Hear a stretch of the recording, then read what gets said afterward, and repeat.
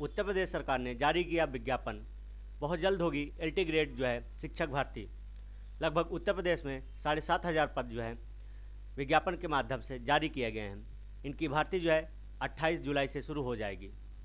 इसमें जो है महिला वर्ग, पुरुष वर्ग और दिव्यांगजन वर्ग की अलग अलग सीटें हैं और यह जो है इसमें हम विशेष जानेंगे।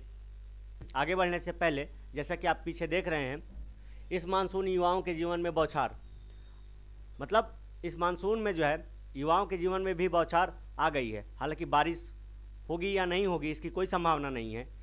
इस मानसून में इस बौछार को ठहराव मिलेगा या नहीं मिलेगा कि यह भी जो है पूर्ववर्ती परीक्षाओं की तरह यह भी पोस्टपोन या अंत में कैंसिल हो जाएगी। इससे पहले जो है उत्तर प्रदेश सरकार की जो है 1,93,000 की पोस्ट आई थी, जो आते ही कुछ घंटों में डिलीट हो गई। और हाल ही में जो है 2022 के एग्ज़ाम होने थे और वह भी जिसकी जो डेट थी 21-22 थी, और वह लगता है कि वह भी कैंसिल ही हो जाएगी। लगता है कि वह भी अब पोस्टपोन्ड ही हो जाएगी, क्योंकि वह लगातार कई बार पोस्टपोन्ड हो चुकी है, कभी कुंभ के चलते, कभी किसी अन्य कारण के चलते। और फिर आज 19 तारीख है और आज यह वीडियो हम रिकॉर्ड कर रहे हैं।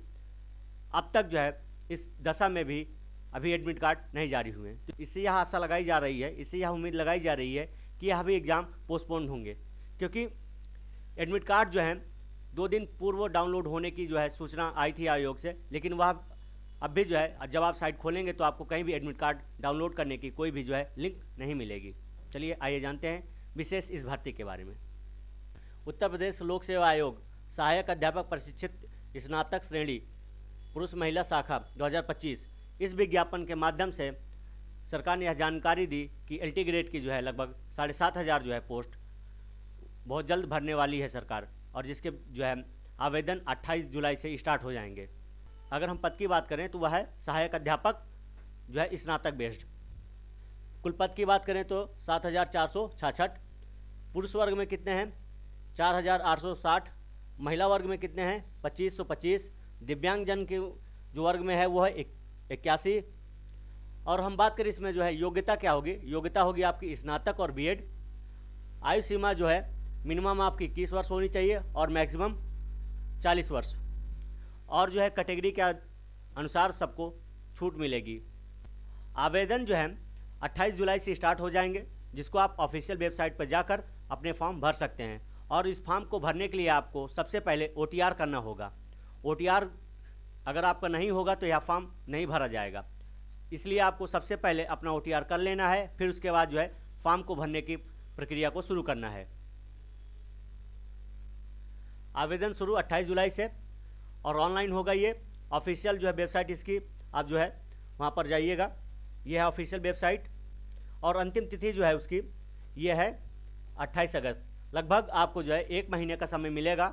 इस दौरान जो है आप अपने फॉर्म को भर सकते हैं और इसमें फिर संशोधन की भी तिथि आएगी आगे, लेकिन संशोधन की ज़रूरत ही ना पड़े, आप इस तरीके से अपने फॉर्म को भरिएगा। आवेदन स्वीकार होंगे OTR माध्यम से, मतलब बिना OTR के कोई भी आवेदन स्वीकार नहीं होंगे। परीक्षा पैटर्न के बारे में बात कर लेते हैं। परीक्षा पैटर्न कैसा होगा? प्रथम भाग जो है समान अध्ययन होगा, जिसमें 30 प्रश्न होंगे। द्वितीय भाग जो होगा मुख्य विषय का, जिसमें जो है 150 प्रश्न होंगे, लेकिन आपको उसमें से करने हैं 120 प्रश्न।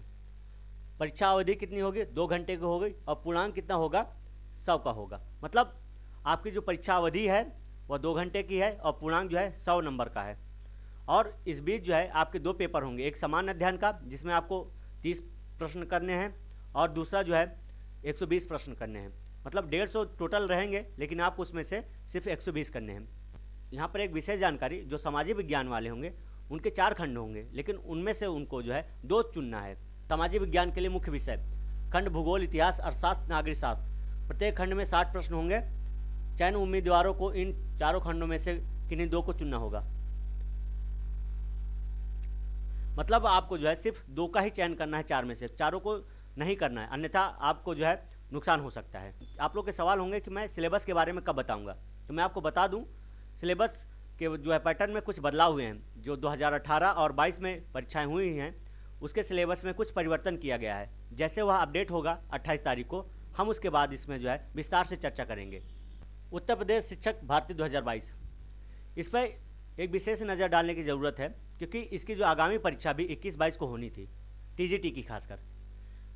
और आज 19 तारीख हो गई है, अभी तक इसका एडमिट कार्ड नहीं आया है। इसकी पूर्ण संभावना यह बन रही है कि यह भी पेपर पोस्टपोन्ड होगा, क्योंकि इससे पहले जो है यह पेपर महाकुंभ के चलते, फिर किसी अन्य कारणों के चलते कई बार जो है पोस्टपोन्ड हो चुका है। और फिर मुझे यही लग रहा है कि यह पेपर फिर जो है पोस्टपोन्ड होगा, क्योंकि आज 19 तारीख हो चुकी है और अब तक एडमिट कार्ड नहीं आया है। मतलब एडमिट कार्ड डाउनलोड करने की कोई भी लिंक अवेलेबल नहीं है ऑफिशियल वेबसाइट पर। यह उत्तर प्रदेश सरकार का नोटिस है, जिसमें यह सूचना दी गई थी कि आगामी जो है टीजीटी पीजीटी की परीक्षाएं और खासकर टीजीटी की परीक्षा 21 और 22 जुलाई को होगी।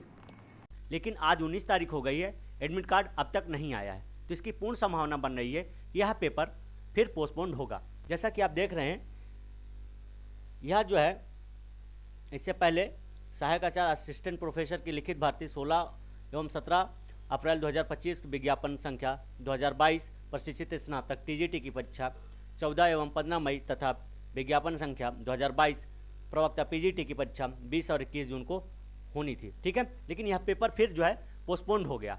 फिर उसके बाद जो है आप देखेंगे यहाँ पर यूपी टीजीटी एग्जाम, यूपी में टीजीटी परीक्षा 21 और 22 जुलाई को प्रस्तावित, लेकिन अब तक जो है एडमिट कार्ड जारी नहीं हुए। परीक्षा के फिर जो है स्थगित होने की अटकलें तेज हो गई हैं। फिर उसके बाद जो है आप यहाँ देखेंगे यूपी टीजीटी एग्जाम क्या फिर टलेगी। यूपी टीजीटी परीक्षा अभी तक जारी नहीं हुआ, एडमिट कार्ड पहले भी हो चुकी है स्थगित। मतलब यहाँ अटकलें लगाई जा रही हैं, मतलब यह शंका है लोगों को कि यह परीक्षा फिर से जो है पोस्टपोन्ड होगी। यह ऑलरेडी कई बार स्थगित की जा चुकी है आयोग के द्वारा, और फिर लग रहा है कि यह परीक्षा 21 और 22 जुलाई को नहीं हो पाएगी और फिर इसे पोस्टपोन कर दिया जाएगा। उत्तर प्रदेश सरकार का डिलीटेड ट्वीट, सरकार की मंशा क्या? मतलब यहाँ जो सरकार 1,93,000 शिक्षक भर्ती की पोस्ट करती है और फिर जो है कुछ घंटों के बाद वह पोस्ट डिलीट हो जाता है। तो यहाँ सरकार की जो है मंशा साफ पता चलती है कि सरकार चाहती क्या है। वह बिल्कुल नहीं चाहती इस प्रदेश में शिक्षक भर्ती कराना, क्योंकि आप जो है इस वक्त मर्जिंग प्लान जो है देख रहे हैं उत्तर प्रदेश सरकार का, वह जो है 50-30 से जो है कम बच्चों को एक दूसरे स्कूल में मर्ज कर रही है, जिसके चलते वह चाहती है कि स्कूलों को मर्ज कर दिया जाए और फिर जो है शिक्षक और बच्चों का रेशियो बराबर कर दिया जाए और फिर इन भर्तियों को ठंडे बस्ते में डाल दिया जाए। क्योंकि इस वक्त उत्तर प्रदेश में शिक्षक और जो अभ्यर्थी है उनका रेशियो बहुत ख़राब है, बहुत कम है, जिस कारण से सरकारी विद्यालयों की स्थिति बहुत बुरी हो चुकी है। और यहाँ के जो शिक्षक हैं उनको आए दिन किसी न किसी अन्य कामों में लगाया जाता है। कहीं उनकी चुनाव में ड्यूटी लगा दी जाती है, कहीं उनको बीएलओ बना दिया जाता है, कहीं उनको जो है निर्वाचन सूची बनाने के लिए भेज दिया जाता है। तो अगर शिक्षक खाली होगा तो वह पढ़ाई पर ध्यान देगा, अपना बहुमूल्य समय देगा, लेकिन उसके पास जो है दुनिया भर के काम सरकार लाद देती है, तो वह पढ़ाई पर कितना ध्यान देगा? वो बच्चों को पढ़ाएगा कि वह अन्य काम करेगा? अगर आपने हमारा चैनल अब तक सब्सक्राइब नहीं किया है तो प्लीज़ इसे जाकर सब्सक्राइब कर लें, जिससे हम आपको ऐसे लेटेस्ट अपडेट देते रहें। धन्यवाद।